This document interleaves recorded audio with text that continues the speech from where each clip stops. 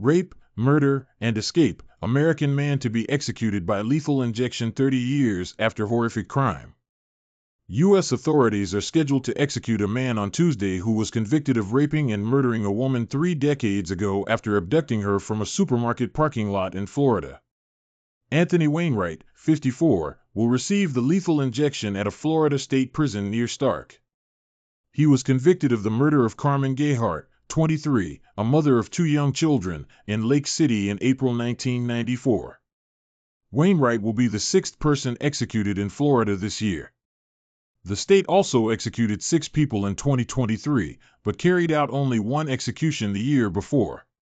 4 executions are scheduled across the U.S. this week, including one today in Alabama. On Monday, a judge in Oklahoma granted a temporary stay of execution for a man who was scheduled to be put to death on Thursday.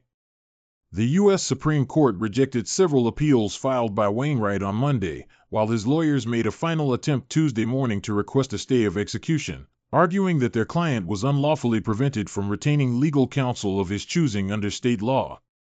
Richard Hamilton, the other man convicted in Gayhart's murder, was also sentenced to death, but he died on death row in January 2023 at the age of 59. Gayhart's sister, who plans to attend the execution, said waiting 3 decades for justice is excessive.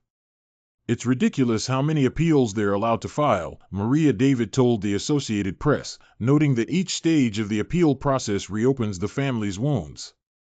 You have to relive the tragedy because they have to tell the whole story again.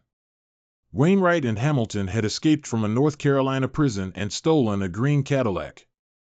The following morning, they broke into a house and stole weapons and cash. They then drove to Florida, and when the Cadillac began to stall in Lake City, they decided to steal another vehicle. According to court documents, Th. Wainwright's lawyers have filed numerous appeals over the years, citing what they say were flaws in his trial and evidence of brain damage and intellectual disability. Since his execution date was set, his lawyers have filed appeals in state and federal courts seeking to postpone the execution to allow the courts time to consider additional legal arguments in his case. In a memorandum to the U.S. Supreme Court, his lawyers argued that his case was marred by systemic and grave failures at virtually every stage, right up to and including the death sentence.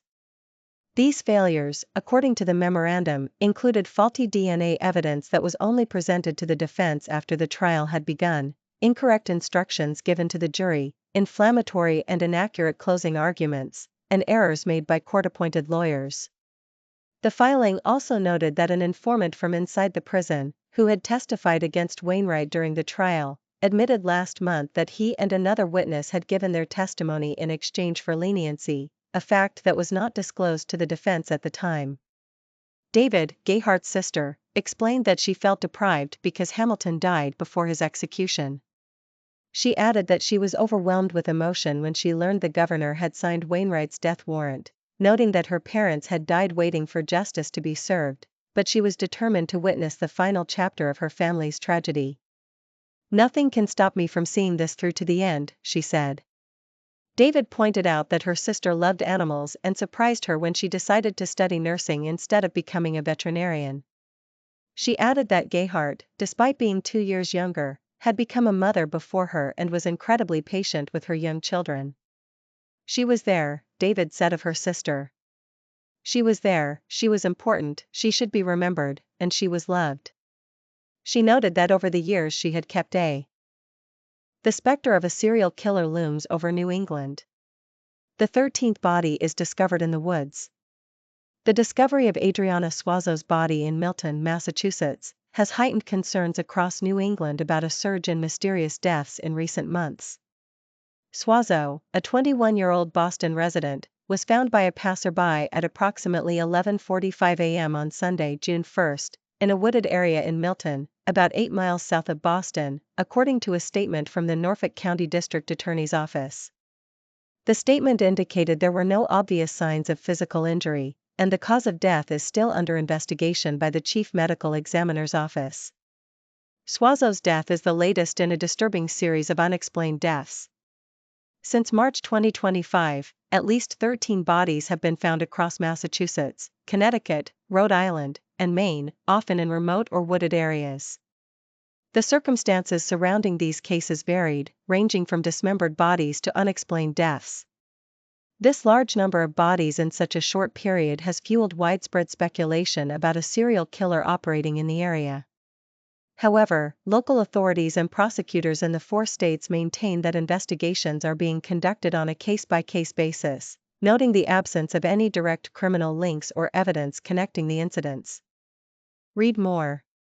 Horrific crime, U.S. soldier kills his 3 daughters during a camping trip. Horrific crime, U.S. soldier kills his 3 daughters during a camping trip. On March 6, Paige Fannin, 35, was found dead in the Norwalk River in Connecticut. That same day, a human skull was discovered in a wooded area near Interstate 3 in Plymouth, Massachusetts. On March 19, the remains of Susan Wormser, 58, were found inside a suitcase in Groton, Connecticut. Her roommate was arrested but died shortly afterward while in custody. On March 25, Denise Leary, 59, was found dead in New Haven, followed the next day by Michelle Romano, 56, whose body was. On April 20, a body was recovered from the Seconk River in Pawtucket, Rhode Island. This was followed on April 27 by the discovery of another body in the Connecticut River near Rocky Hill. On the same day, a third body was found in Taunton, Massachusetts. On April 22, the body of Megan Meredith, 45, was found near a bike path in Springfield, Massachusetts. In a more recent development, on May 30, the body of Jasmine Wilkes, 34, was found in Edgewood Park in New Haven. In a statement to Fox News Digital, Melanie Pizarro, Suazo's sister, said, "All I want is to know the truth." She added, "I'm not accusing anyone, but what happened is suspicious. She was with someone, either at the time of her death or before. My family just wants to know exactly what happened before she died."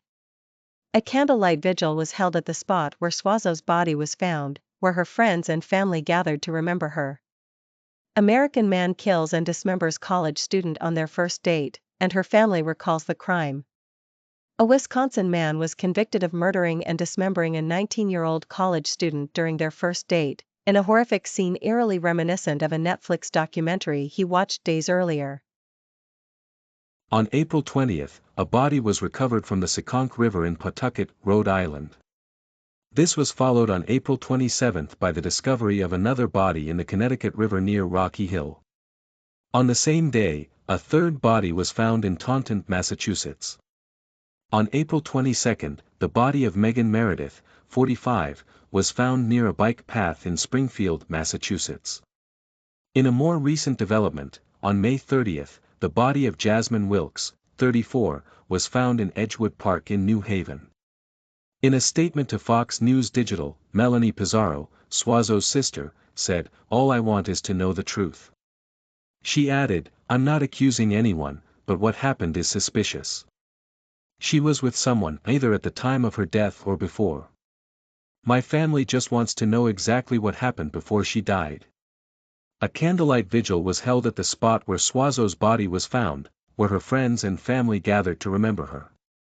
American man kills and dismembers college student on their first date, and her family recalls the crime. A Wisconsin man was convicted of murdering and dismembering a 19-year-old college student on their first date, in a horrific scene eerily reminiscent of a Netflix documentary he watched days earlier. Les Maxwell Anderson, 34, stood with a blank expression as Judge Laura Crivello read the guilty verdicts in the April 2024 murder of Sadie Carlina Robinson, after the jury deliberated for less than an hour on Friday afternoon.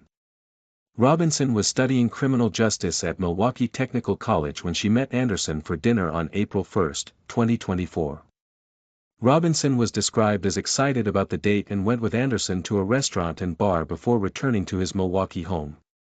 She was reported missing on April 2, 2024, when she failed to show up for her shift at a pizza restaurant. Police searched her home on April 3 but found no remains. The same day police visited her home, her severed leg was found on a shore at Lake Michigan. Prosecutors used gruesome Ph.